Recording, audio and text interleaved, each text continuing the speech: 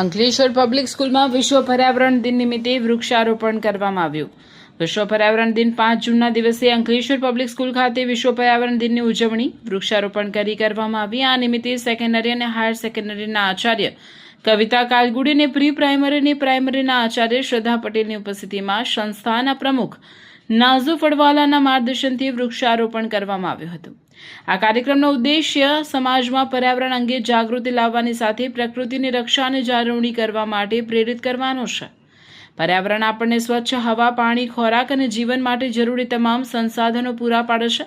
વધતા પ્રદૂષણ અને વૃક્ષોનું વિનાશકારી નાશ, કુદરતી સંસાધનોના વધુ પડતા ઉપયોગને કારણે પર્યાવરણને ભારે નુકસાન થઈ રહ્યું છે, જે આપણા સર્વે માટે આજે ખૂબ મોટો પ્રશ્ન અને ચિંતાનો વિષય બન્યો છે.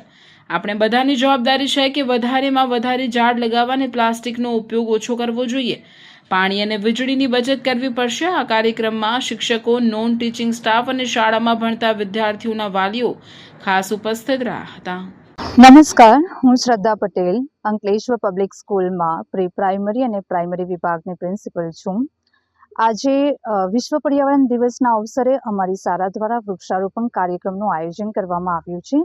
સાથે સાથે પેરેન્ટ્સ ઓરિએન્ટેશન પ્રોગ્રામ પણ આયોજિત હતું, તેથી વાલીઓને પણ આ સુંદર પહેલમાં જોડવામાં આવ્યા છે. અમારી શાળા દ્વારા શિક્ષણની સાથે સાથે બાળકોને અને વાલીઓને સામાજિક અને પર્યાવરણીય જાગૃતિ લાવવાનો પ્રયાસ કરવામાં આવી રહ્યો છે.